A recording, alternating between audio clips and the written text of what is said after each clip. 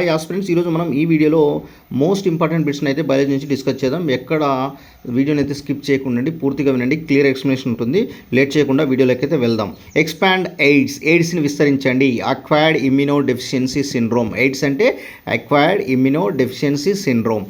AIDS caused by, AIDS అనేది దేనివల్ల వస్తుందంటే human immunodeficiency virus. Human immunodeficiency virus వల్ల ఎయిడ్స్ అయితే వస్తుంది, రిట్రో వైరస్. ఎయిడ్స్ నిర్ధారణ పరీక్షలు ఏవి? ఎయిడ్స్ని ఏ విధంగా నిర్ధారిస్తాం, ఏ విధంగా కనుక్కుంటాం, ఏ విధంగా డయాగ్నోస్ చేస్తాం? ELISA, western blast, RTPCR. ELISA అంటే enzyme linked immunosorbent assay. Western blast and RTPCR. PCR అంటే పల్మరేజ్ చైన్ రియాక్షన్. ఈ విధంగా ఎయిడ్స్ని అయితే నిర్ధారిస్తాము. Next, ozone layer present in which sphere. Ozone పొర అనేది ఏ ఆవరణంలో ఉంటుంది? స్ట్రాటోస్పియర్లో ఉంటుంది. ఈ ఓజోన్ పొర ఉపయోగం ఏమిటంటే ఇవి అతినీల లోహిత కిరణాల నుంచి మానవులని మరియు జంతుజాలాన్ని అయితే రక్షిస్తాయి. Protects living things from UV race.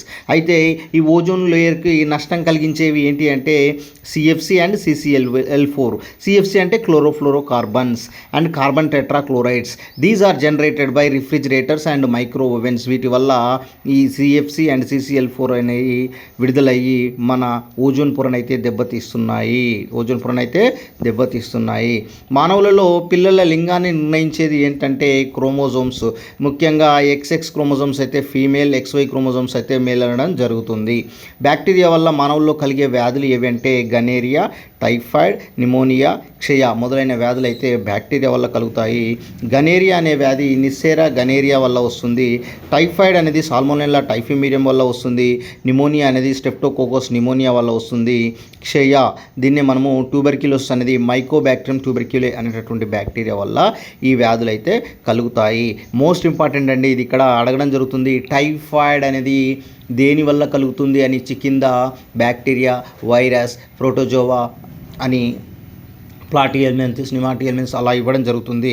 మనం గుర్తుపెట్టుకోవాల్సింది ఏంటంటే బ్యాక్టీరియా. ఏ బ్యాక్టీరియా అంటే మాత్రం సాల్మోనెల్లా టైఫిమీరియా అని చెప్పండి. శాఖీయోత్పత్తి ప్రక్రియలో మొక్కలో ఏ భాగాన్ని అంటుకట్టడానికి ఉపయోగిస్తారంటే వెజిటేటివ్ ప్రాపగేషన్లో, అంటే ఒక మొక్క యొక్క కాండాన్ని ఇంకొక మొక్క యొక్క కాండంతో జత చేసి మనము వెజిటేటివ్ ప్రాపగేషన్ అయితే చేస్తాము. దాన్ని శాఖీయోత్పత్తి అంటాము. ఇందులో కాండాన్ని కట్ చేయడం జరుగుతుంది. ఫలదీకరణం తర్వాత పండుగ మారేది ఏంటంటే అండాశయం, దాన్నే ఓవరీ అంటాము. అండాలు ఏ విధంగా మారుతాయంటే విత్తనాలుగా మారుతాయి. ఓకేనా, ovaries. 6CO2 12H2O gives rise to 6C6H12O6. అంటే ఇక్కడ పిండి పదార్థం అయితే తయారవుతుంది.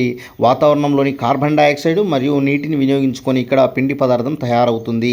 అయితే ఈ పిండి పదార్థం తయారు కావడం అనేటటువంటి ప్రక్రియ దేని సమక్షంలో జరుగుతుందంటే సన్లైట్ మరియు పత్రహరితం అంటే సూర్యరశ్మి మరియు పత్రహరితంలో అంటే క్లోరోఫిల్ ఏంటండి, క్లోరోఫిల్ సమక్షంలో జరిగి మనకు ఫుడ్ మెటీరియల్ అయితే తయారవుతుంది.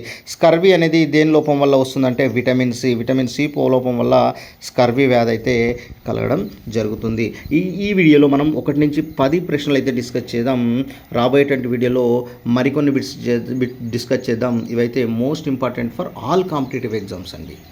Thank you.